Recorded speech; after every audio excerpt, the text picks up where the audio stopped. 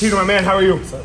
Guys, don't forget to go check out my 2 podcasts. First of all, this one's more focused on MMA. So, Seconds Out Podcast, you can find it everywhere you listen to the podcast. Me and my homie, head coach, MMA Coach of the Year, Eric Nixick, breaking down fights, going through it, giving a different perspective on fights. I also have my other podcast if you're into a little bit personal growth, martial arts, all of it combined, The Gospel of Fire. So, go check them out, iTunes or wherever you listen to podcasts. Let's break down some half guard this week, okay? One of the biggest mistakes that you see people do with half guard, particularly in MMA, is they dig right for the underhook. And it works sometimes. It works a good amount of, what's that? Works till it doesn't. It works till it doesn't, okay? So what am I saying? You see somebody getting pot in half guard, and you even hear the announcers. The announcers mess this up all the time. They say he needs to dig the underhook. And if I just from right here dig an underhook, my partner clamps, hold on, go slow for a sec. He clamps down on the underhook. Look, he doesn't even really have to deal with it. He takes his left hand, he puts it on my face, and now he slip elbows from here. He dug the underhook as he gets it, and I'm in a terrible spot. Look, the first thing that we need to be doing is controlling the distance, okay? Elbow has to be on top of shoulder, okay? Not that high, but in front and on top. Hand grabs. Look, I just saw this little trick from Donna Hardy's half guard DVD, taking the hand and grabbing palm up towards the sky with the down on the wrist. It makes it hard. When he tries to pull his hand away, it runs out of the distance of my hand. Whereas sometimes when we grab this way, he extracts out the back door. So, palm up towards the sky, it holds it really well. And now I'm controlling distance well. If you're looking at this from an MMA sense, Peter, can you hit me?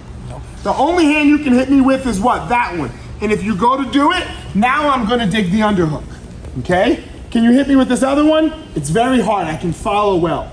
If you pull away from me from here, I make more space and start to look at getting up from distance. But let's look at reversing when someone's trying to hold us in. Where do we go, okay? Now we're gonna get jiu-jitsu focused, but it's very similar for our MMA game. The first thing that I want to do is give some sort of off balance. I kick him, okay, with my shin, or if he's driving into me from here, I lift and off balance. From here, my knee shield goes away and I pummel. Dana, back in the front, please. Now, the mistake here where I am right now is this elbow. I cannot be on my elbow with it in front of my shoulder, because from here he can go to this front headlock guillotine position, lots of trouble, okay? I need to either be down on my shoulder or have my elbow behind my shoulder. So that way when I do go back down, he gets very far forward and I make this shift with my legs, okay? Notice I don't have this deep half guard where my body's bending. I knee him in the butt and I have this shift.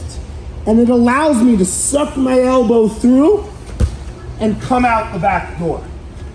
Okay? Now, from this position, this is called whizzer versus underhook. Okay? He has a whizzer, I have an underhook or a tight waist. Yeah. This is called whizzer versus underhook. Okay? This is the position. His whizzer, my underhook. It can be a very 50-50 position. Where do I take it from here? I step, first my hand on the floor, my outside leg goes up, and now look, I'm gonna turn my hip down and into him. So that now, how's the position? It's not 50-50. The hands lock, and I start to run him over and put him down. Again, I have my position set, okay? I have my frames, I have my grips, okay? I off balance, or if he's driving, I take him up and over.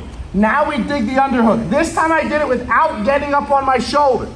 I'm sorry, my elbow, okay? I still make this bump happen. I'm ready to go. Suck the elbow out, post the hand, and now here we are, whizzer versus underhook. Okay, or if you want to call this whizzer versus tight waist, some people call it.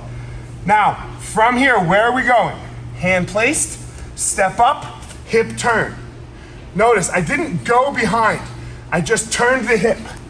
And now I lock and set him down.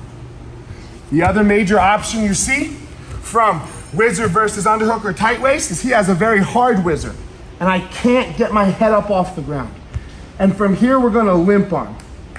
My hand that's in, I'm gonna smack my butt with the top of my knuckles. As I smack my butt with the top of my knuckles, I look towards my free hand, whip the arm out, and here I am attacking the back. So, it's a really common position in MMA, okay? It's a really common position in jiu-jitsu, and you see a lot of people mess it up. Like they say, they just dig the underhook. We don't want to just be digging the underhook. All fighting, I don't care what you're doing, is about distance management. First you manage the distance, then you make your move. As always, Peter, my man, thank you very much. Peter's one of my longest students, you know? 2008. 2008.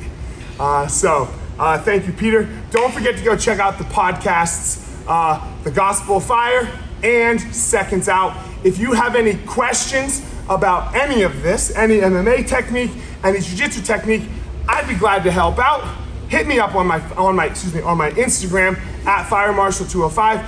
I don't really answer comments on YouTube because YouTube is like the worst place in the world to be engaging with people. You post videos and that's it. You don't post and ghost on YouTube. Hit me up on my social media at FireMarshal205. Thank you all so much. We'll see you soon.